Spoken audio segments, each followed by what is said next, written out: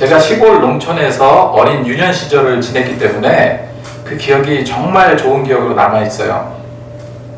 그때는 조그만 교회를 다녔는데 교회와 그때 어렸을 때 느낌은 굉장히 컸죠. 교회가 가보니까 그렇게 크진 않고 중형 정도 되는 교회인데 크리스마스와 더불어서 가장 설렜던 기억이 바로 여름 성경학교였었던 것 같아요.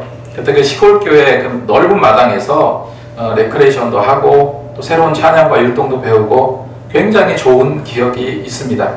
그 여름 성경학교 때 배웠던 찬양 중에 하나가 바로 구원열차라는 찬양인데 다 아실 겁니다. 나는 구원열차 올라타고서 그러면서 마지막에 죄악역 벗어나 달려가다가 다시 내리지 않죠. 거기서 제목을 따왔어요. 죄악역 벗어나, 죄악역 벗어나. 우리는 모든 죄악의 역에서 벗어난 줄 믿습니다. 세상의 대부분의 종교들은 깨달음의 주체가 나 자신입니다. 그런데 이상하게 기독교는 내가 중심이 되는 교회가 절대 아니에요. 믿으면 믿을수록 내가 없어지는 종교입니다. 굉장히 신기하죠? 예수 믿고 거듭났다는 것은요, 내가 뭐 득도해가지고 큰 힘을 얻었다는 것이 아니라, 더 위대한 나를 발견한 것이 아니라, 믿으면 믿을수록 더욱더 작고 초라해서 정말로 보잘것없는 나를 발견하는 일이에요. 나는 정말 쓸모없음을 발견하는 일이고 나로서는 아무것도 할 수 없다는 것을 깨닫는 종교가 기독교입니다. 믿음이 깊어진다면, 믿음이 깊어진다는 것은요, 그래서 점점 내 자아가 쪼그라들고 없어지는 거예요. 그리고 점점 더 하나님께 더욱더 의존받는, 하나님께 견인받는 그런 인생이 된다는 의미입니다. 여러분 가만히 한번 생각해 보세요. 아이가 태어났습니다. 처음에 100% 부모에게 의존합니다. 그런데 이제 나이가 들고 성인이 됐어. 이제 20이 넘어갔습니다. 직장도 다녀요. 그러면은 부모님에 대한 인간적인 공경, 그리고 자식된 도리라는 게 있죠. 그리고 정서적인 어떤 교통을 이루는 것 이외에 직접적으로 부모님과 영향력은 거의 없습니다. 왜? 성인이 되었기 때문에. 그런데 우리 신앙생활은 이와 정반대라는 거죠. 믿음이 크면 클수록 점점 더 하나님을 의존하게 됩니다. 믿음이 크면 클수록 더욱더 내가 없어지게 되는 종교예요. 그래서 바울은 갈라디아서 2장 20절 말씀에 내가 그리스도와 함께 십자가에 못 박혔나니 그런즉 이제는 내가 사는 것이 아니요. 내가 살고 있는데 내가 사는 것이 아니래요. 내가 사는 것이 아니요. 오직 내 안에 그리스도께서 사시는 것. 처음에는 예수 그리스도가 내 중심에서 한 50% 작용했다가 60% 70%에서 나중에 완전히 내가 없어져 버리는, 그래서 그리스도께서 내 안에 사시는 그런 것이라고 바울은 이렇게까지도 표현을 합니다. 내가 사는 것이 아니라 그리스도가 사는 것. 어디에요? 바로 내 안에, 내 자아 속에. 나는 없어지고 그리스도가 사는 것. 이게 기독교입니다. 오늘 저는 죄악역 벗어나 이런 제목으로 잡았는데 오늘 죄와 죄성에 대해서 살펴보기 원하는데요. 여러분 모든 일에는 원인이 있습니다. 원인을 제대로 파악한다면 문제 해결의 방법이 생기게 되죠. 마찬가지로 하나님과 우리의 어떤 관계성에 있어서 단절된 원인이 분명히 있습니다. 그런데 그걸 제대로 파악한다면 관계 회복의 길이 생기게 되는 거예요. 우리는 정말로 영적으로 둔감한 때가 많이 있습니다. 그리고 얼마나 죄에 대해서 무기력한지 그 절대절명의 상황조차 알지 못할 때가 많다는 거예요. 지난주에 뭐에 대해서 말씀드렸습니까? 새 언약에 대해서 말씀드렸죠. 예수님께서 마지막 만찬 때 제자들에게 직접 선포하신 새 언약, 그것이 무엇이었습니까? 당신의 피 흘리심이었잖아요. 짐승을 잡아서 각을 뜨고 피를 쏟아서 드리는 구약의 모든 제사가 이제 예수 그리스도를 통해서 새로이 갱신되었죠. 그리고 완전하고 온전하고 영속한 그 갈보리의 십자가의 피의 공로로, 다시 말해서 우리 죄의 굴레를 벗어나서 구원을 받고 하나님께 담대히 나갈 수 있는 담력을 주셨다라고 말씀을 드렸어요. 여러분 우리가 왜 멸망의 자식으로 전락하게 되었습니까? 죄 때문에 그래요. 죄 때문에. 죄가 하나님의 관계를 단절시켰습니다. 만약에 복음의 메시지를 모르는 사람들에게, 믿지 않는 자에게요, 여러분 죄인입니다, 여러분 죄인입니다 라고 묻는다면, 아 맞아, 나는 죄인이야, 난 죽을 수밖에 없는 존재야, 아 나 어떡하지, 이렇게 말할 사람 별로 없어요. 아니 내가 이제껏 부모님 말씀에 순종했고 친구관계도 원만하고 학교생활 사회생활 열심히 하고 있고, 오히려 나는 불우한 그런 이웃을 도우려고 조금이지만 노력도 했는데 그런 내가 죄인이라고 대부분 이렇게 대답할 거예요. 개 중에서 좀 이제 못 산 사람들이 있죠. 막 산 사람들. 그런 사람들은 그래 털어서 먼지 안 나는 사람 어디 있을까? 난 솔직히 양심에 조금 꺼리끼는 일도 했고 욕심을 채우기 위해서 불법적인 일도 했고 그래 내가 죄인일 수도 있겠다 라고 인정할 수도 있을 겁니다. 그런데 정말 문제가 뭐냐면요, 우리를 구속해 주기 위해서 손을 내미시는 그 예수님의 손길을 애써 뿌리쳤다는 데 있어요. 그로 인해서 죄의 사슬에 갇혀 죄짓기 좋아하고 죄에 무기력한 상태에서 벗어나지 못하는 것, 그것이 정말 큰 죄라는 겁니다. 그래서 오늘 죄에 대해서 이렇게 살펴보려고 합니다. 죄가 무엇입니까? 첫 번째로 죄는요, 각기 제 길로 가는 거예요. 각자 길로 가는 겁니다. 성경의 동물 중에서 양이 자주 등장해요. 예수님과 우리를 양과 목자의 관계로 비유하기도 합니다. 우리가 이제 어떤 그림 같은 거 보면은 이런 성화 같은 거에 그런 거 있죠. 목자가 긴 지팡이를 여기 그 팔에 끼고 그렇게 하고 어린 양을 가슴에 품고 있는 장면, 그런 그림을 보셨을 겁니다. 그런데 목자에게는 항상 긴 지팡이가 필요해요. 왜 필요할까요? 목자가 양떼들을 인도해서 한 길로, 바른 길로 가야 되는데 양은 시력이 굉장히 좋지 않아요. 앞에 있는 것도 잘 못 봐요. 그래서 자꾸 똑바로 가야 되는데 자꾸 삐져나가는 거예요. 엇나가는 겁니다. 그런 경우가 많다고 그래요. 그럴 때마다 목자는요, 긴 막대기를 들고 툭툭 치는 거예요. 툭툭 쳐서 살길로 삐져나가려는 양을 자꾸 안쪽으로 툭툭 치면서 들어오게 만듭니다. 성경에 잃어버린 양의 비유가 있죠. 선한 목자는요, 그 잃어버린 양을 찾아서 산 넘고 물 건너서 낭떠러지에 떨어진 그 양을 구하면서 굉장히 기뻐했다라는 그런 내용이 있습니다. 그렇게 시력이 좋지 않은 양이기 때문에 그냥 제 갈 길로 가는 거예요.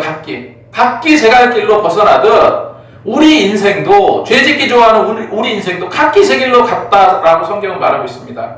이것이 무엇입니까? 이것이 죄예요. 이사야 53장 6절 말씀에 우리는 다 양 같았어. 그릇 행하여 각기 제 길로 갔거늘 여호와께서 우리 무리의 죄악을 그에게 담당시키셨도다. 로마서 5장 12절 말씀에 이러므로 한 사람으로 말미암아 죄가 세상에 들어오고 죄로 말미암아 사망이 왔나니 이와 같이 모든 사람이 죄를 지었으므로 사망이 모든 사람에게 이르렀느니라. 그래서 너희 자력으로, 너희 힘으로 아무리 기쓰고 애를 써봐도 죽을 수밖에 없다. 죽을 수밖에 없는 인생이다라고 성경은 말하고 있는 거예요. 그래서 우리는 다 인정할 수밖에 없는 게 뭡니까? 여러분, 나를 생각해 보세요. 똑같은 마음이 있겠지만 다 인정할 수밖에 없는 것은 뭐냐면 우리는 죄에 대해서 너무나도 관대하다는 거예요. 죄에 대해서 너무나 무기력하다는 거예요. 여러분, 절대로 여러분 자신 믿어서는 안 됩니다. 만약에요, 예전에도 말씀드렸지만 이렇게 경사진 언덕에 동그란 구슬이 하나가 있어요. 그 구슬을 경사진 언덕에 놓으면 그 구슬은 어떻게 됩니까? 그 아래로 굴러가요. 쑥 굴러가기 마련입니다. 여러분, 우리의 죄성이 이와 똑같아요. 만약에 그런데 그 경사진 언덕에 구슬을 놓는데 무슨 판자떼기 나무 같은 것으로 그 밑에다가 딱 막았어요. 구슬을 막으면은 그 구슬은 어떻게 될까요? 굴러가지 않습니다. 그죠? 왜 그렇습니까? 나무 막대가 그 굴러가지 못하도록 구슬을 막고 있기 때문이에요. 여러분, 우리는 자꾸 죄를 좋아하고요, 굴러가려는 그런 성향이 있습니다. 죄지으려는 성향이 있어요. 자석처럼 죄로 달라붙기를 좋아하는 마음이 있습니다. 그런 죄의 경향성을 갖고 있는 게 우리의 본질이에요. 하지만 복음이라는 나무 토막이 굴러가는 구슬을 막게 되면 버틸 수 있습니다. 죄 짓지 않게 돼요. 그래서 우리는 어떻습니까? 세상 사는 동안에, 적어도 세상 사는 동안만큼은 복음 대신 예수님의 버팀막을 삼고 우리는 그렇게 살아가야 되는 거예요. 이처럼 죄에 빠지려는 못된 습성을 가지고 있기 때문에 절대로 나 자신을 믿지 말라는 거예요. 성경에 보면 다윗이요, 궁궐을 거닐다가 그 건너편에서 한 여인이 목욕하는 장면을 보게 됩니다. 너무나 아름다운 여인이에요. 다윗은 왕권을 이용해서 그 여인을 어떻게 합니까? 궁궐로 데려오죠. 그녀는 우리아의 아내 밧세바였어요. 유부녀였던 겁니다. 그런데 왕인 하나님을 섬긴다는 다윗이 왜 이런 죄를 범하게 되었습니까? 다윗이 남의 남편의 아내를 범한 일이 죄라는 사실을 몰랐을까요? 죄라는 사실을 알죠. 너무나도 명확히 알고 있었습니다. 하지만 마치 구슬이 경사진 언덕에 굴러가듯이 죄에 대해서 무기력했기 때문에 그 유혹을 멈출 수가 없었던 거예요. 이처럼 죄라는 것은 하나님의 영향권 밖에 있는 것입니다. 인간이 죄짓기 위해서 하나님 영향권 밖으로 자꾸 벗어나기를 좋아한다는 거예요. 희력이 좋지 않은 양처럼 그렇게 하나님을 등지고 각기 제 길로 갔다는 거예요. 이것이 죄성입니다. 하나님은 나단 선지자를 보내서 다윗의 죄를 지적합니다. 다행히 다윗은요, 자기가 죄인임을 자각하게 돼요. 그래서 눈물 침상이 젖을 정도로 회개했잖아요. 시편을 통해서 그의 고백을 우리가 읽을 수가 있는데, 시편 51편 3절 말씀에 대전하는 내 죄가를 아오니, 내 죄가를 아오니, 내 죄가 항상 내 옆에 있나이다. 늘 내 옆에 있대요. 늘. 우리도 마찬가지잖아. 우리도 늘 여기저기 죄, 여기저기 죄. 내가 죄악 중에 출생하였으므로 모친의 죄 중에 나를 잉태하였나이다. 다윗은 이처럼요, 자신이 죄인이라는 것을 아는 것, 스스로 자각하는 것이 치유의 시작이고 회복의 시작입니다. 뭐를 알아야 된다고요? 죄인이라는 거 아는 거, 죄라는 거 자각하는 거, 그게 첫 번째로 필요하다는 거예요. 그래서 내가 죄인이라는 사실을 먼저 알고 그 죄의 심각성을 인정해야 돼요. 자각해야 됩니다.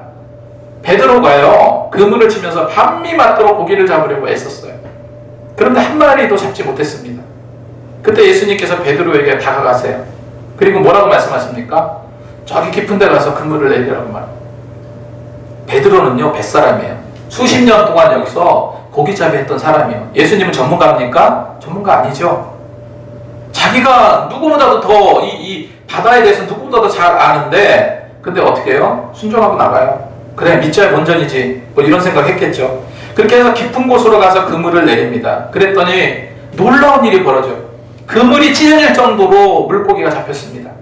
그러자 그때 베드로는요, 뭐를 합니까? 예수님께 다가와서요, 무릎을 꿇었어요. 그리고 뭐라고 고백합니까? 주여 나를 떠나소서, 나는 죄인이로소이다. 베드로가 자신이 죄인임을 자각했어요. 그때 예수님께서 말씀하시죠. 나를 따라오라. 내가 너로 사람 낚는 어부가 되게 하리라.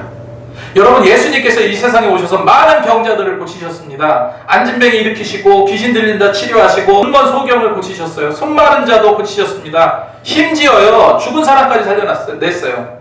하지만 그것이 핵심이 아닙니다. 예수님은 이 세상에 병 고치러 오신 분이 아니에요. 가난하고 굶주린 자 먹이러 오신 분은 아닙니다. 과부와 고와 같이 소외되고 좀 외로운 자 위로하러 오신 분이 아니에요. 병 고치는 일 해도 그만 안 해도 그만입니다. 가난하고 굶주린 자 먹이든 안 먹이든 그리 중요한 게 아니었어요. 소외되고 외로운 자 어떻게 다 감당합니까? 어떻게 저들 마음 상처와 쌓인 앙금을 다 풀어줄 수 있겠습니까? 그것이 본질이 아닙니다. 예수님은 병 고치거나 기적을 보여주기 위해서 오신 분이 아니라 정말로 중요한 본질은요, 예수님은요, 우리의 죄 문제를 해결하기 위해서 오신 거라고요.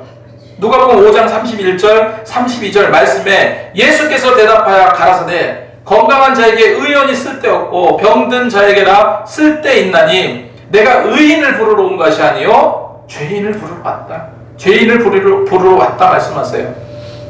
저는 죄라는 것은요, 시력이 약한 양처럼 각기 제 길로 가는 거라고 말씀드렸어요. 그리고 죄사함을 위해서 뭐가 필요하다고 했습니까? 죄의 증상을 아는 거, 죄의 자각이 있어야 된다고 말씀드렸습니다.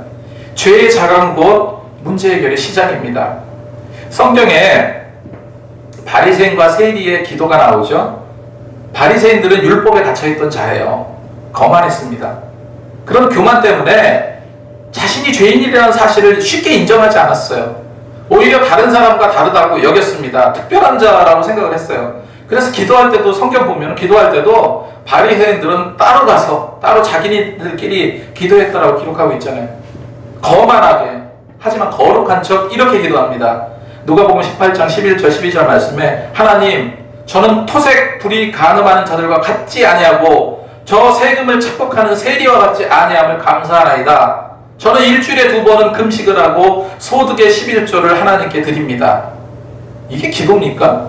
반면에 세리는 어떻게 기도합니까? 정말로 세리는 많은 죄를 지었다는 사실을 자각했어요. 깨달았습니다. 죄의 심각성을 알고 있었어요. 그래서 세리는 누가복음 18장 13절 말씀에 세리는 멀리 서서, 그러니까 너무나 죄인이라는 걸 알아. 그래서 감히 중심에 들어오지도 못하고 저 구석진 곳에 가서 멀리 서서 감히 눈을 들어 하늘을 쳐다보지도 못하고, 하늘을 쳐다보지도 못한다는 게 뭐예요? 감히 눈을 들어 하늘을 쳐다보지도 못하고, 이 진정한 죄인의 모습이잖아요. 다만 가슴을 치며 이르되 하나님이여 불쌍히 여기소서 나는 죄인이로소이다. 바리새인은 회개하지 않았고 세리는 가슴을 치며 뉘우침으로 회개합니다. 여러분, 우리가 죄사함 받으려면 세리처럼 내가 죄인이라는 사실을 알아야 돼요. 인정해야 됩니다. 그 죄의 심각성을 우리가 알아야 돼요. 바울이 뭐라고 고백합니까? 나는 죄인의 괴수라. 이런 고백이 어떻게 나올 수 있었습니까?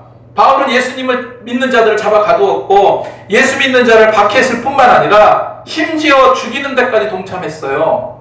전에는 이것이 하나님의 정의라고 생각했어. 근데 예수님을 만나서 믿거나 예수님을 알고 거듭나다 보니까 자신은 정말 정의로운 하나님의 사명자가 아니었던 거예요. 더욱더 처절한 죄인이라는 사실을 자각하게 된 겁니다. 이런 죄의 자각이 있었기 때문에 회개하고 죽게 돌아올 수가 있었던 거예요. 두 번째로, 죄를 지었으면 반드시 대가를 치러야 됩니다. 만약에 도둑이 은행을 털었습니다. 그래서 남의 돈을 굉장히 많이 훔쳤어요. 그냥 훔친 돈을 허랑방탕하게 다 이제 써버리다가 점점 양심의 가책이 오는 거예요. 아, 이거 내가 너무 잘못했나? 그래서 도둑은 아직도 돈이 많이 남았거든요. 훔친 돈이. 그래서 이 돈으로 무엇을 할까 고민을 했어요. 그래서 이제부터라도 내가 착한 일을 좀 해야지 하면서 걸어가다가 자선 냄비에 기부도 하고 고원에 돈도 보내고 또 헐벗고 굶주린 자에게 선물도 보냅니다. 훔친 돈으로 그렇게 했어요. 여러분, 이것이 정상일까요? 정상 아니에요. 내가 돈을 훔쳤다면 양심의 가책만으로 해결되지 않습니다. 내가 돈을 훔쳤다면 양심의 가책만으로 해결되는 것이 아니라 응분의 죄의 대가를 치러야 돼요. 죄 문제는 가책으로 해결되는 것이 아닙니다. 피해자에게 찾아가서 용서를 구하기도 하고 법적인 처벌도 받아야죠. 그것이 세상에서 죄사함을 받는 방법이에요. 구약에서는 응분의 죄의 대가를 치르기 위해서 속죄제를 드렸습니다. 이 제사를 드렸어요. 제사를. 속죄라는 것은 가리우다 이런 뜻이 있어요. 근데 하지만 너무나도 감사한 게 뭡니까? 예수님은 죽을 수밖에 없는 우리를 위해서 십자가에 달려 죽으심으로 우리가 치러야 될 응분의 죄의 대가를 다 치러주셨어요. 이제 돌아와서 회개하고 예수님을 구주로 영접하면 모든 죄의 문제가 해결된다고 성경은 말하고 있습니다. 히브리서 9장 16절 말씀에 이를 인하여 그는 새 언약의 중보니 이는 첫 언약 때 범한 죄를 속하려 죽으사 부르심을 입은 자로 하여금 영원한 기업의 약속을 얻게 하려 하심이라. 여러분, 이런 내용들을 우리가 다 아는 내용들입니다. 다 아는 내용들이에요. 오늘은 좀 편하게 하지만 마음에 어떤 찔림이 있게 들었으면 좋겠어요, 말씀을.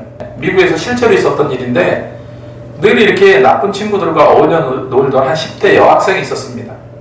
어느 날 이 철없는 10대 여학생이 과속으로 운전하다가 교통경찰에게 잡히게 되었어요. 그래서 그 여자는 딱지를 떼고 즉결 심판을 받기 위해서 판사 앞에 섰습니다. 판사는 소환장을 읽고 그 여학생에게 묻습니다. 당신은 당신의 죄가 유죄라는 사실을 인정합니까? 그러니까 그 여학생은요, 힘없이 예, 인정합니다. 판사는 망치를 두드리면서 처벌을 합니다. 10일간의 사회봉사와 $100의 벌금형에 처합니다. 그렇게 꽝꽝꽝 쳤어요. 그런데 그 다음에 그 판사는요, 자신이 입고 있던 법복을 벗고 일어섰어요. 그리고 내려가서 지갑에서 벌금 $100를 꺼내는 거예요. $100를 꺼내서 그 벌금을 그 여학생 대신 지불을 하는 겁니다. 여학생은 아무 말도 못하고 고개를 푹 숙였어요. 나중에 알고 보니까 이 판사가 다름 아닌 그녀의 아버지였던 거예요. 그 딸이 법을 지키지 않았는데 단순히 내가 너를 사랑해, 사랑하기 때문에 너를 용서한다, 가라 라고 말할 수 없었을 거예요. 사회에는 정의가 있고 법이 있기 때문에. 만약 내 딸이니까 쉬쉬하고 내보낸다면 정의로운 판사가 아니겠죠.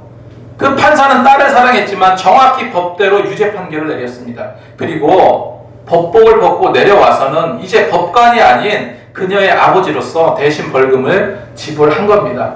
여러분, 싫어해요. 이 예는 예수님이 우리를 위해서 하신 일을 그대로 보여주는 좋은 예입니다. 그냥 하나님의 공의로 우리를 처벌하면 됐지만 또 사랑의 하나님이시잖아요. 사랑의 하나님이시기 때문에 법복을 벗고, 다시 말해서 하나님의 영광과 존귀한 모든 것을 내려놓고 죄값을 대신 치르신 거예요. 누구 때문에? 나의 모든 죄값을 치르신 겁니다. 그래서 예수님은 하늘의 영광 보좌를 버리시고 인간의 형체, 아니 종의 형체가 되어서 정말로 더럽고 저주받은 십자가의 피를 흘리신 겁니다. 여러분, 누구 때문에 그랬습니까? 우리 때문에 그랬어요. 우리 죄 때문에 대신 제물이 돼서 죽으셨습니다. 우리가 흘려야 됐는데, 우리가 흘려야 될 피를 예수님께서 대신 흘리셨어요. 우리가 맞아야 될 채찍을 예수님께서 다시 맞으셨습니다. 옆구리에 창을 누가 찔려야 됩니까? 우리가 찔려야 되는데 주님이 대신 찔리셨어요. 우리 때문에 가시관에 찢기시고 채찍에 맞으시고 험한 골고다로 오르셨어요. 여러분, 그런 십자가를 우리가 어떻게 잊을 수 있습니까? 날 위해 흘리신 그 피를 잊어버릴 수가 있습니까? 마태복음 26장 28절 말씀에 이것은 죄사함을 얻게 하려고 많은 사람을 위해 흘리는 바 나의 피 곧 언약의 피라. 예수님께서 피 흘려 죽으심으로 우리 죄가 깨끗이 청산된 거예요. 그래서 뭐라고 했습니까? 우리는 새로운 피조물이에요. 그래서 보라, 새로운 피조물이라 새 것이 되었습니다. 여러분, 얼마나 세상 가운데 많은 죄를 짓고 사십니까? 씻어내야 돼요. 끊어내야 됩니다. 지금도 예수를 믿는다고 하면서, 여전히 예수 믿는다고 하면서 죄의 늪에서 줄다리기 하고 계시진 않습니까? 고쳐야 되고요. 끊어야 됩니다. 만약에 내가 하얀 옷을 입고 연탄이 잔뜩 쌓여있는 시커먼 창고에 들어가면 온통 시커멓게 연탄재가 묻기 마련이에요. 묻지 않으려면 어떡합니까? 가지 말아야 되고 하지 말아야 됩니다. 한번 이랬으면 좋겠어요. 집에 한번 가셔서 내가 죄라고 생각하는 걸 한번 쭉 적어보세요.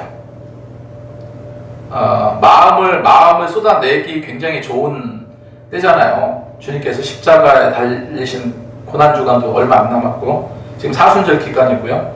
이 죄라고 생각하는 걸 한번 쭉 적어보세요. 도대체 몇 가지 죄가 나오는지. 나이기 때문에 배려하고 용서하고, 이건 아니야, 이건 인간이기 때문에 어쩔 수 없어, 이런 식으로 합리화하지 마시고 정말로 사소한 것까지 적어보세요. 내 기준이 아니라 하나님의 말씀인 성경의 기준대로 한번 적어보세요. 만약 내가 음주나 흡연을 하고 있다면, 요즘에 뭐 이런 거 뭐 죄가 아니야, 뭐 집사님도 권사님도 다 마시는데 뭐, 이렇게 자신을 이해시키지 마시고 관대하게 설득하지 마시고 적어보시라는 걸 쭉. 그리고 반드시 회개하시기 바랍니다. 오늘 말씀을 정리하겠습니다. 죄가 무엇입니까? 죄는 각기 제 길로 가는 거예요. 우리는 죄에 대해서 너무나 관대하죠. 너무나도 무기력합니다. 절대로 여러분 자신 믿지 마세요. 죄에 대한 자각은 문제 해결의 시작입니다. 두 번째로, 죄를 지었으면 반드시 대가를 치러야 돼요. 예수님은 그 대가를 치러주셨어요. 죽을 수밖에 없는 우리를 위해서 십자가에 달려 죽으심으로 우리가 치려야 될 은분의 죄의 대가를 치러주셨어요. 이제 어떻게 하기만 하면 됩니까? 돌아와서 회개하고 예수님을 구주로 영접하면 모든 죄의 문제가 해결됩니다. 다음 주면 벌써 종료주일이고 고난주간입니다. 한 주간 우리 죄를 자각하는 시간을 좀 가졌으면 좋겠습니다. 그리고 기록한 죄를 놓고 정말로 회개하면서 진심으로 기도하면서 주님을 묵상하는 그런 하루하루가 되었으면 좋겠습니다. 기도하겠습니다.